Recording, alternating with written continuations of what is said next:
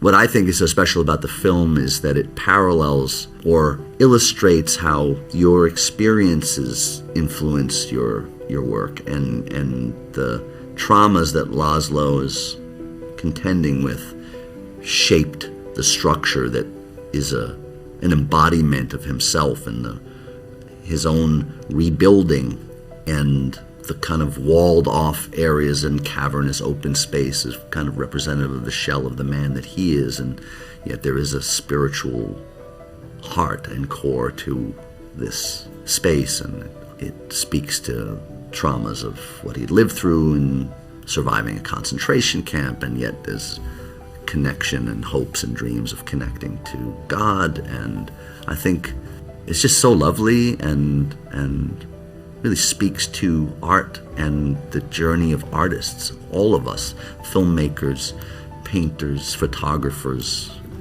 composers, architects, you name it. Anybody who's doing anything, yearning to leave behind work is living that struggle. And then it also speaks to that immigrant experience. Can you talk about how you balance charm while maintaining menace? The two often come together. Well, in my real life, well, I think the how you do it is that it's there in the script. You know, the way in which through the dialogue we get to see these little sort of moments of truth about who Van Buren really is, and yet then he might say something else that is sort of winning or charming, as you say. So these great things that are sort of side by side. And I love that idea that, you know, you can have a character who on one hand is doing this, but on the other hand is doing that, and our audience is going, wait a second, I don't know what to do with this guy because he's presenting one thing and doing something else. So many different sides. Yeah. So just good constant communication with Brady, really. You yourself have spent many years fixing a castle that you own. How did that process and obsession of, and I assume also like looking at lots of different designs and various things, how did that inform, or did this film also open you up to new ideas for new projects in that regard? It's a wonderful question, and it's a good observation that that they're intertwined, and I do have a love of architecture and an appreciation for structure and both form and function as an art, and I'm also a painter, and I have needs of light and space and clear span structures. And the home that I renovated is actually a barn. It's a stone structure reminiscent of a castle, but it is a barn. It was a dairy barn, but I brought it back to life, and that was done from just instinct of what works for me, but it's a never-ending thing. So I understand that quality and yearning. While this is Laszlo's, he's the leading character, what about Erzsébet made her kind of the cement for the structure of the story? Well, as you say, she's not physically present in that first half, but she's been talking about it as though it's a haunting. She's there in the ether, and very much she's obviously there in Laszlo's mind. And their love and their connection is what has helped them survive so much of what they've come through. And so, like Laszlo, the audience are also waiting for the arrival of this person. So you're building the expectation and anticipation of her arrival.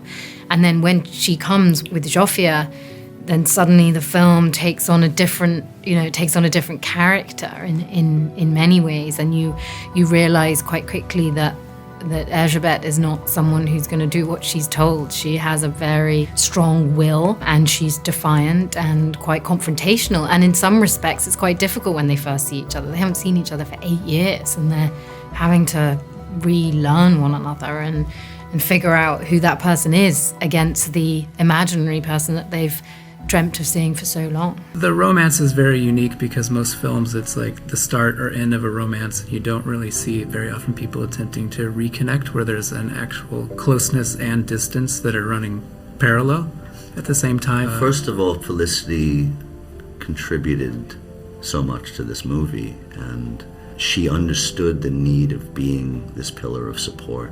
In spite of her physical disabilities, she's the strength, she's the foundation to keep the family and Laszlo standing up. And I love that. I love her capacity to fight for what is right and for her family.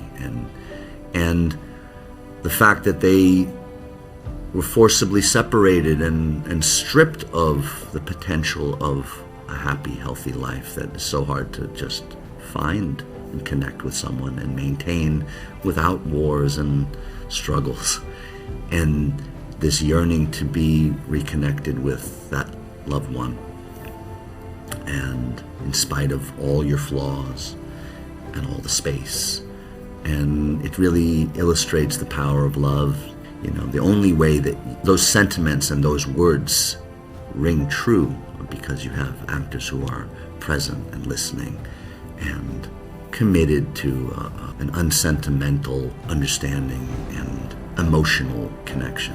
Before we even meet Harrison, we see his vast estate, we see the library that they're building for him. How did that space inform your character, particularly what he is projecting? It informed it in quite a big way. I mean, I think we get the sense that this is a man who, on some level, is ticking off boxes in kind of going, if I own this, if I'm successful at that, if I present this way, if I have these people around me, then I'm doing well in the world. Then here is my identity. This is who I am. And he's trying to live up to a sort of an idealistic view that he has, which is, I suppose, on some level, this sort of capitalistic, you can be whoever you want, you can have whatever you want, you can live the dream, as it were.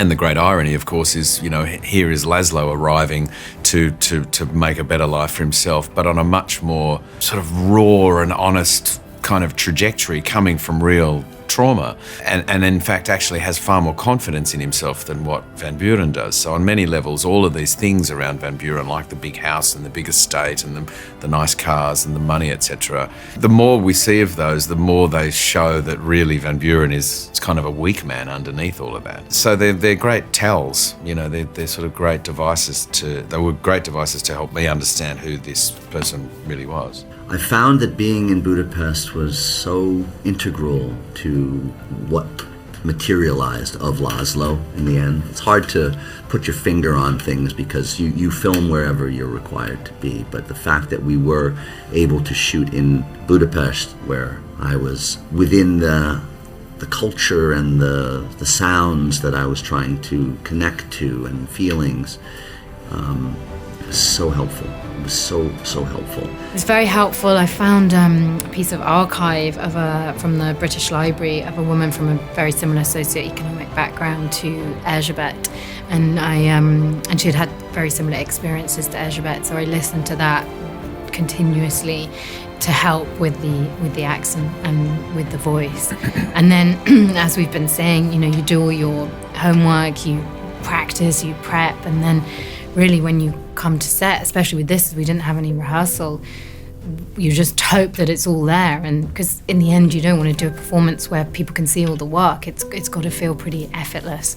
So you're trying to do all that prep in order for something quite unconscious to come through. I am steeped in it anyway from my grandparents and remembering my grandparents speaking to each other in Hungarian as a child, and my mother's journey and hearing all the stories of them fleeing Hungary in 56 and the sense of loss and the sense of rebuilding, and also seeing how that's affected my mother as an artist and her yearnings to leave behind this body of work. And that's really the crux of Laszlo's lived experience as well.